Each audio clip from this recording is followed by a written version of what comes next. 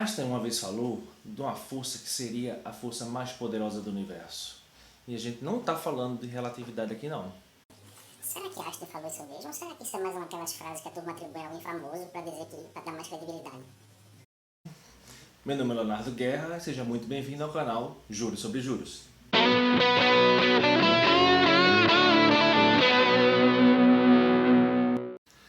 Mas antes da gente entrar no detalhe do que são dos juros compostos, na matemática da coisa, vamos fazer uma breve definição do o que é juros. Afinal, o que é juros? A definição mais simples e mais difundida sobre isso é justamente juros é o preço do dinheiro no tempo. Isso está correto.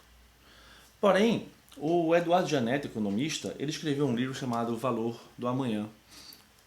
E nesse Valor do Amanhã, ele define juros da mesma forma, mas de forma mais elegante.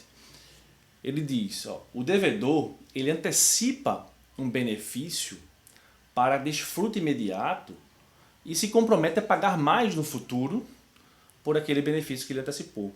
O credor ele dispõe de algo que ele tem agora, né, na expectativa de receber mais no futuro por aquilo que ele dispôs. Essa diferença do que o devedor recebe, o que ele paga, ou o que o credor fornece e recebe de volta, são os juros. Certo? Esse é o valor daquele benefício no tempo. O Eduardo Gianetti ele extrapolou o conceito para além da questão financeira. Existem os juros da vida, vamos dizer assim. Por exemplo, quando você estuda hoje para passar numa faculdade, para conseguir passar num concurso ou algo do tipo, você está abrindo mão de um prazer imediato, de você sair com seus amigos, jogar bola, jogar videogame, fazer algo do tipo, para receber algo maior no futuro, que seria um emprego melhor, ou fazer algo que realmente você gosta, aprender algo novo, certo? Então, quando você estuda para algo, você está trocando um benefício imediato por um benefício maior no futuro. Isso é juros. Mesma coisa quando você faz uma dieta, exercícios físicos, por exemplo, você deixa de comer algo gostoso agora para você ter uma maior vitalidade na frente, você poder viver uma vida mais saudável, né, durante mais tempo. A própria vida, isso o Eduardo Gianetti ele dá esse exemplo no livro dele, a própria vida faz um trade-off com isso. Porque nós temos uma vitalidade muito maior quando nós somos jovens e no final da vida nós temos uma vitalidade, obviamente, muito menor. E nós poderíamos, por exemplo, ter a mesma vitalidade ao longo da vida inteira. Mas a natureza, ela prefere antecipar essa vitalidade do fim da vida para o início da nossa vida, para que nós tenhamos mais vitalidade no início, para que podemos produzir mais logo no início da nossa vida, quando nós somos jovens, certo? Para que podemos reproduzir também, afinal esse é o objetivo da natureza, né? Preservar as espécies, porque ela não sabe se você vai chegar lá no final da vida, você vai chegar a 80 anos de idade, certo? Ela não sabe até quando você vai viver. Então a natureza faz esse trade-off, você pega a vitalidade do final da sua vida e traz para o início, certo? Você traz um benefício futuro para o presente, em troca você no final você vai ter quase nenhuma vitalidade, porque você já teve no início. É um pensamento muito interessante que ele tem nesse livro. Mas voltando aqui para os juros, existe um conceito em economia chamado preferência temporal. A preferência temporal é o quanto você está disposto a abrir mão do presente para ter algo melhor no futuro. Tem tudo a ver com juros. Quando nós somos jovens, quando nascemos, por exemplo, um bebê, ele tem uma preferência temporal muito baixa. Quanto mais baixo, significa que você está menos disposto a esperar. E quando você é bebê, você sai de uma necessidade imediata para outra. Você está com fome, você chora, né? Para comer naquele momento. Você não pensa assim, vou esperar para comer mais depois. A criança não tem isso. À medida que você vai amadurecendo, vai crescendo, você vai começar a criar esse conceito dentro de si de preferência temporal. Tem um estudo de alguns pesquisadores fizeram com crianças em que eles dão um marshmallow, isso tem no YouTube, não é difícil de encontrar. Eles dão um marshmallow para a criança e diz, olha, se você não comeu o marshmallow, daqui a 15 minutos eu volto e lhe dou outro marshmallow. Agora, se você comer esse marshmallow, você não vai receber outro. E deixa a criança lá sozinha. A criança fica louca, ela fica doida pra comer aquele marshmallow, ela fica cheirando o marshmallow, olhando e tal.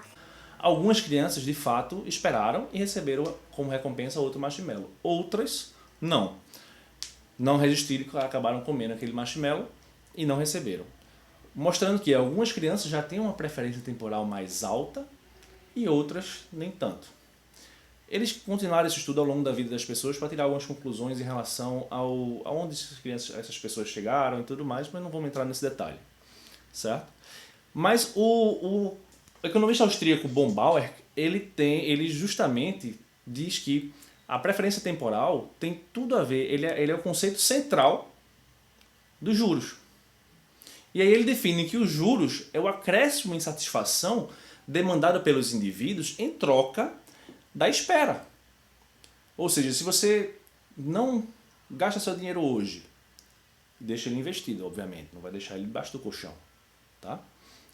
Até porque o dinheiro perde valor com o tempo, que nem sempre, bom, é um assunto para outro vídeo, mas se você deixa ele em alguma aplicação que rende alguma coisa, você deixa de gastar ali e no futuro você vai ter mais. Então é o acréscimo de satisfação que o indivíduo demandou em troca da espera. Que no fim das contas é o preço de algo no tempo. Os juros é o preço de algo no tempo, seja dinheiro, ou seja, como o Gianetti falou, seja coisas da vida. Certo? Esse é o conceito de juros. Agora vamos entrar um pouquinho mais na parte matemática da coisa. Vamos explicar alguns conceitos de juros simples e compostos. Espera aí. Então vamos lá, pessoal.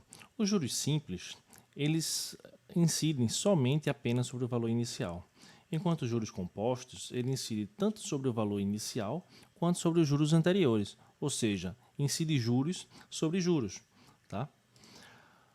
Tomando como exemplo aqui, imagine que você vai, num juros simples, você vai aplicar 100 mil reais a uma taxa de 1% ao mês. 1% de 100 mil é R$1.000, tá? Então, no primeiro mês, você vai ter 100 mil reais mais R$1.000, 101 mil. No segundo mês, vai ter 101 mil reais mais R$1.000, que é 1% sobre o valor inicial, tá?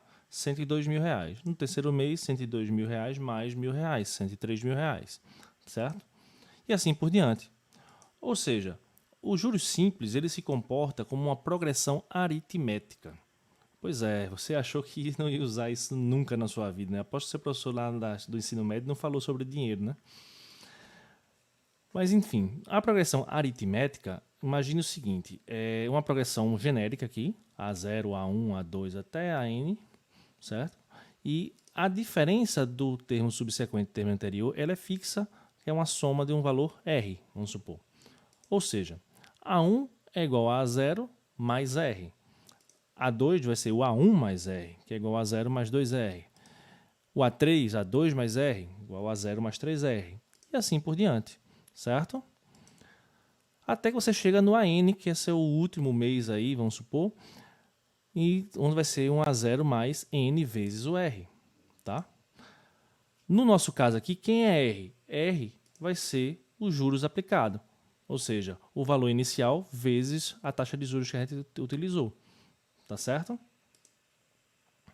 E aí nossa fórmula do termo final vai ser essa daqui, simplificando ela, nosso AN vai ser o A0 vezes 1 mais NI, tá?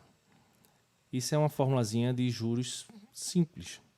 Na prática, não existe muitas aplicações que utilizem juros simples, tá? Você pode pensar, por exemplo, num aluguel. Você comprou um apartamento e você botou ele para alugar. Vamos supor que você compra um apartamento por 500 mil reais. Você alugou ele a 0,5% ao mês. Não importa quantos meses o inquilino vai pagar. Ele vai sempre pagar 0,5% em cima dos 500 mil reais que você comprou o apartamento. Então, aluguel pode ser um pensamento, um exemplo de aplicação de juros simples, tá? Mas na prática, quase toda aplicação é em juros compostos, tá? Os juros compostos, como a gente já falou, ele incide sobre o valor inicial mais os juros anteriores. Ou seja, imagine que você vai aportar aí 100 mil reais, novamente, a uma taxa de juros de 1% ao mês, ou seja, R$ 1.000 por mês, certo? Errado. Por que errado? Porque no primeiro mês pode até dar R$ 1.000, porque é 1% em cima de 100 mil, vai dar 101 mil. Mas no segundo mês você vai ter 1% em cima do valor que você já tem, ou seja, dos 101 mil reais, ou seja, 101 mil mais 1.010, e você vai ter 102.010. No terceiro mês, você tem 102.010 mais 1% sobre esse valor, 1.020,10. Vai dar 103.030, 10 centavos. E assim por diante. Em outras palavras, os juros compostos eles se comportam como uma progressão geométrica. Tá? Uma progressão geométrica, voltando lá para o ensino médio, você vai ter uma progressão genérica. Que não quer aparecer, mas vai aparecer. Eu vou ter que cortar esse vídeo. Função geométrica. E travou.